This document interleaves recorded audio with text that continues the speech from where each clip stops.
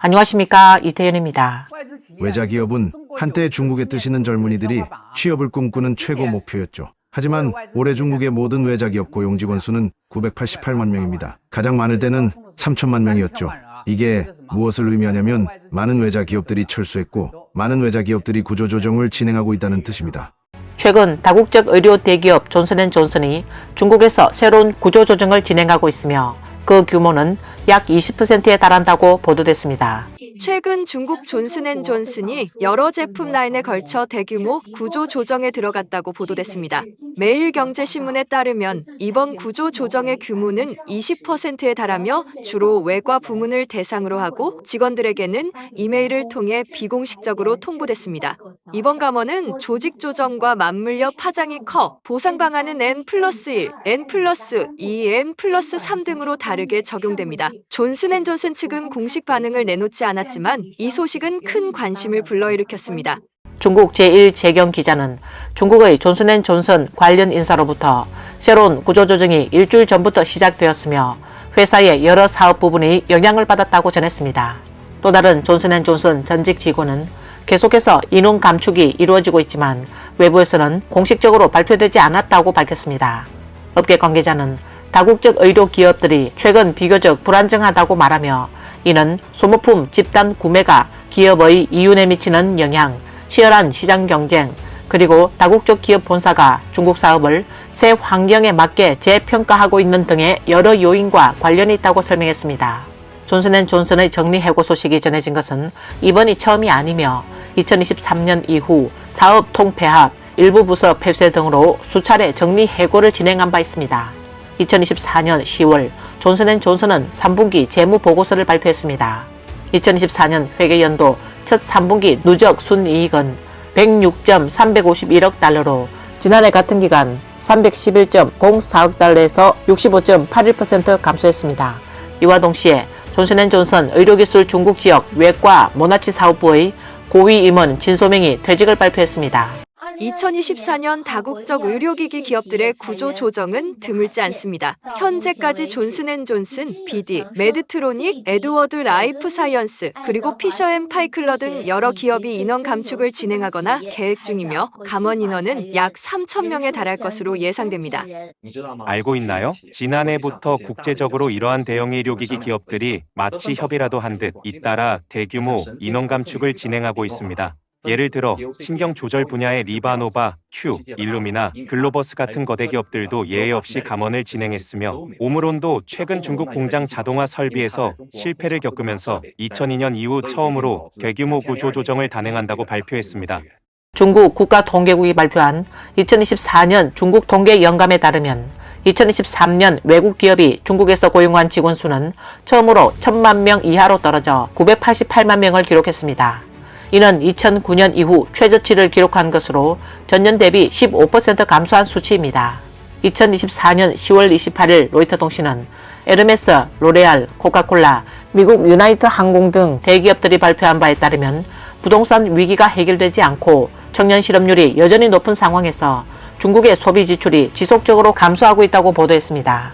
이에 따라 이들 대기업들은 가격 인하, 비용 절감, 중국 내 사업 활동 축소 등을 통해 중국 내 운영 방안을 전략적 조정하기로 했다고 보도했습니다. 최근 프랑스의 탄소 그래파이트 제조업체인 메르센도 중국의 한 공장을 폐쇄할 것이라고 발표했으며 글로벌 식품업체 다놉과 네슬레는 가격 인하를 강화하고 온라인 쇼핑을 통해 판매를 늘리려 하고 있습니다. 니케이 중국어판 보도에 따르면 2024년 4월에서 6월까지 일본 기업의 중국 및 홍콩 투자 설비는 전년 동기 대비 16% 감소했습니다. 닛산은 2024년 6월 상주의 공장을 폐쇄했습니다. 지난 한 해 동안 독일의 폭스바겐, 미국의 시스코, 일본의 토요타와 혼다 등 글로벌 기업들은 이미 지난 1년간 중국에서 사업 축소나 직원 감원을 발표했습니다. 대만 기업들도 중국에서 철수하고 있습니다. 미국 싱크탱크 전략국제문제연구소가 9월 대만 기업의 57.4%가 이미 중국을 철수 중이거나 철수를 고려하고 있다는 전문가 연구가 발표됐습니다. 각 산업 분야의 외국 기업들이 중국을 떠나고 있는데 도대체 어떻게 된 일일까요? 과연 중국은 정말 외자 기업들로부터 버림받고 있는 걸까요? 남화 보조는 외자 기업들의 철수는 중국의 경제 성장 둔화와 치열한 국내 경쟁, 그리고 인건비 상승과 직결된다고 분석했습니다. 성명은 지정학적 위험 회피도 투자 감소의 핵심 요인인데 당시 많은 자본이 트럼프의 백악관 복귀로 무역 전쟁이 격화하고 중미 관계가 악화할 것을 우려해 그들의 투자 의지를 더욱 억제했습니다. 동시에 전 세계 경제가 압박을 받으면서 일부 다국적 기업들은 글로벌 경기 둔화에 대응하고 더 광범위한 글로벌 전략을 구축하기 위해 중국에서의 배당금이나 현금을 본사로 회수하기로 결정했습니다.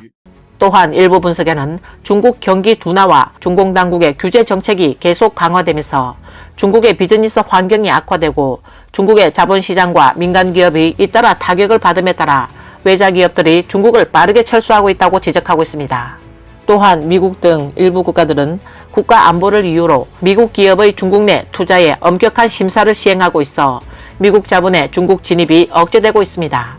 광염경제가 중국 공상행정총국과 상무부의 데이터를 인용한 바에 따르면 2015년부터 2020년까지 약 1000개의 외자 기업이 중국 시장을 완전히 철수한 것으로 나타났습니다.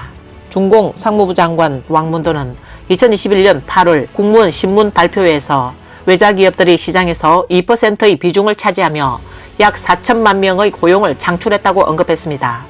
이는 전국 도시 취업 인구의 10분의 1에 해당하며 중국의 세수 6분의 1과 수출입의 5분의 1을 차지한다고 밝혔습니다. 여기서 중요한 점은 4천만 명은 외국 기업이 직접 창출한 고용 인구라는 것입니다. 또한 외자 기업들은 공급망을 통해 간접적으로도 많은 일자리를 창출하고 있습니다. 이를 통해 알 수 있는 것은 외자 기업 취업자 수가 최고치보다 3천만 명 줄었다는 것은 3천만 명이 일자리를 잃고 집으로 돌아갔다는 의미입니다. 또 외자 기업의 정리해고 보상 방식도 큰 관심을 끌면서 많은 사람이 국내 기업보다 훨씬 양심적이라고 감탄이 쏟아지고 있습니다. 또 다른 유명 국제 기업이 인력 감축을 시작했습니다. 그런데 이번에는 아무도 회사를 비난하지 않았습니다. 오히려 많은 사람들이 안도감을 느끼고 있습니다. 남경의 LG가 인력 감축을 했는데 많은 사람이 자신의 인생 첫 번째 자금이라며 해고수당 또는 보상금이라고 부릅니다. 보상 방식은 N+1+2로 LG가 떠난 뒤에도 중국 노동자들은 이런 회사를 다시 만날 수 있을까요? 2021년에 제 고향 친구가 저를 통해 LG를 알게 된 후 지금까지 일하고 있습니다. 그 친구는 보상금을 받으면 대략 5만 위안 정도 받을 수 있다고 말했습니다.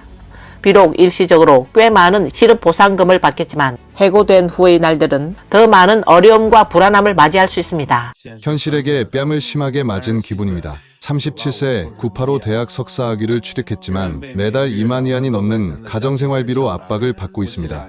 저와 아내 둘 다 지금 실업 상태라 생활비 외 지출은 1000위안도 내놓지 못하는 상황입니다. 예전에는 제가 월 3만 5천 위안을 받았고 아내는 한 달에 약 1만 2천 위안을 벌었어요. 두 사람 합쳐서 보너스 같은 걸 포함하면 한 달에 4만에서 5만 위안을 벌었죠. 그런데 현실은 이렇게 갑자기 찾아왔습니다. 지금 우리는 둘 다 실직 상태예요. 상상도 못했어요.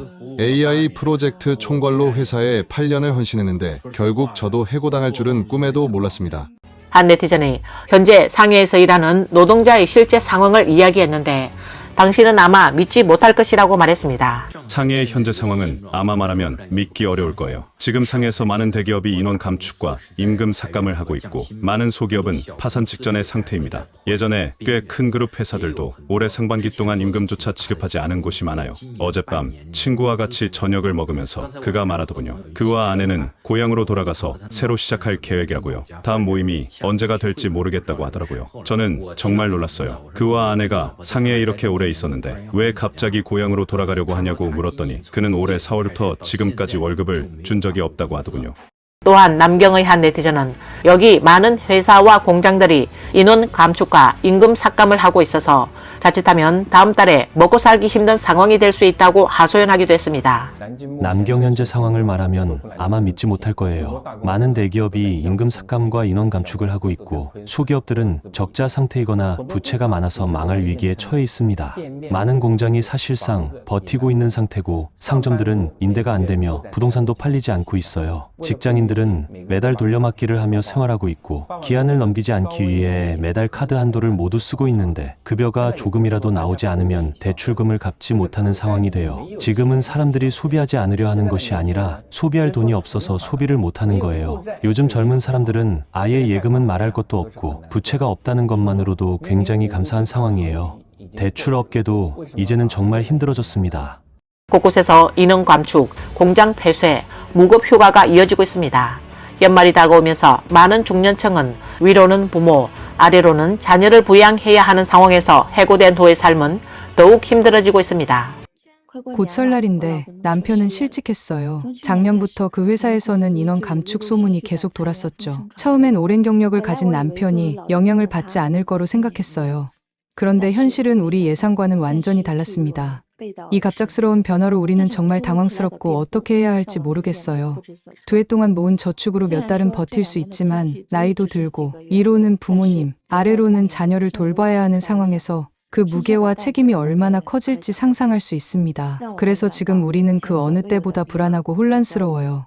2024년 연말인데 벌써 일찍 집에 가서 설을 쇠려고 하는 사람도 있고 내년에는 어떻게 일을 해야 할지 걱정하는 사람도 있습니다. 한 네티즌은 이것은 현재 중국 경제 상황이 매우 어려운 상황임을 시사합니다. 이 경제 상황의 어려움은 여러 가지 측면에서 영향을 미치고 있으며 앞으로 이런 현상들이 중국 전역에 퍼져나갈 가능성이 큽니다.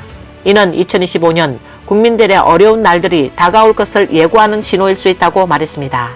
오늘 뉴스는 여기까지입니다. 시청해 주셔서 감사합니다.